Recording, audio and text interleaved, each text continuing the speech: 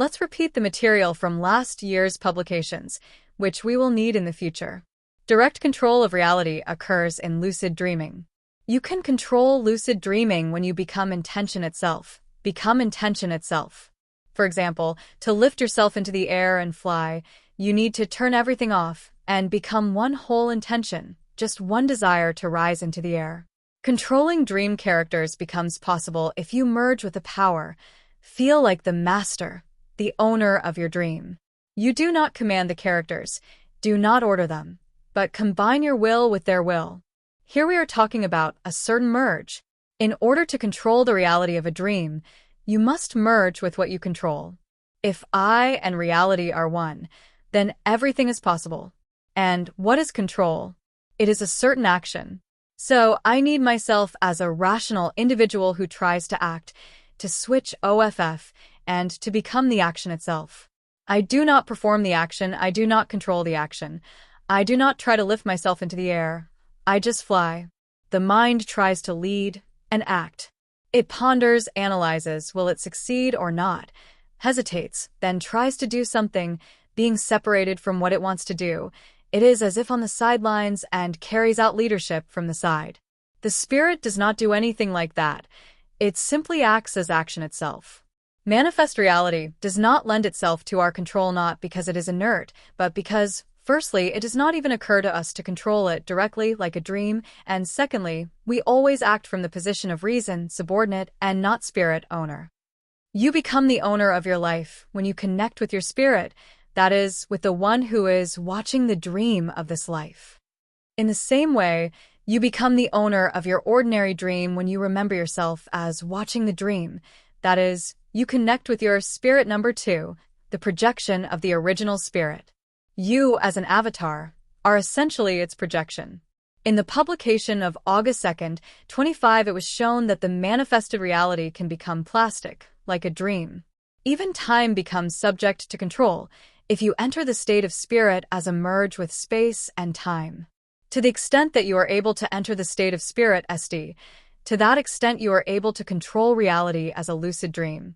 It is easier to enter the state of the owner in a dream. There the mind, its critical assessment, switches off.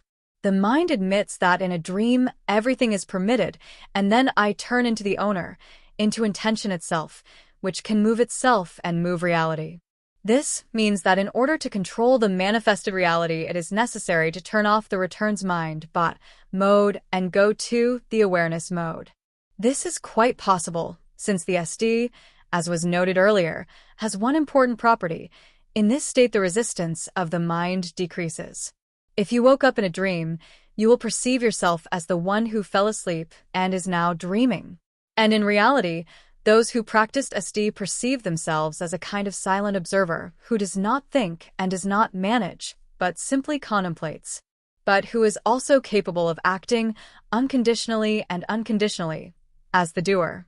In a dream, from the point of view of a bot, even one that has become aware of itself, everything that happens is perceived as a kind of fairy tale, as if it were make-believe, so it calms down and allows everything. We are in a dream, after all. But in reality, from the point of view of the spirit, isn't it the same? The bot can say, no, in reality my problems are the most real, they toss me back and forth. However, don't we feel everything in a dream as material as in reality? And they can hit you on the head, quite materially. So, is it the same or not? But again, for control, awareness alone, both in a dream and in reality, is not enough. Another mentioned component is required, merge. For example, regarding time. If I am in the flow of time, I am simply carried away, and I can do nothing about it. I am on the arrow of the clock face, so I move glued to this movement. But if I rise above the clock face and see the whole picture at once, time as a chain of events stops. It no longer flows but rests, and then the past and the future seem to exist simultaneously. In this case, merge is when I am not on the clock hand, I am the clock itself. I expand and dissolve in time. I am time itself. And since I am time itself, I can stretch and compress the space. For those who have not practiced lucid dreaming, it may be difficult to understand the principle of merging. And even for those who have, it is still difficult to understand. But this principle should not be understood, but practiced. The bot will not understand anyway. It must be taught to do it the same way it does in a dream, when it allows itself to be switched off. A month ago, the Transurfing Center channel on YouTube and YouTube published The Practice Who Chooses.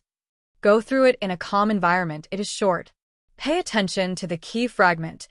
Feel how your body, your avatar, gradually dissolves in this space. This dissolution will help you understand and feel what it means to merge with space. This information has only begun to be unpacked now, during the transition to the new reality. That is why we have also begun to deal with such issues in earnest right now. Although, in the book, Tofty Priestess 2, Event Management, there were already hints and a similar practice biosphere. Quote from the book, "When you ride a bicycle, a motorcycle, a car, you merge with them in a certain sense. Similarly, in order for the force to be with you, you must merge with the force. And in order to control reality, you must merge with reality." https://zealandst.ru/sleany-2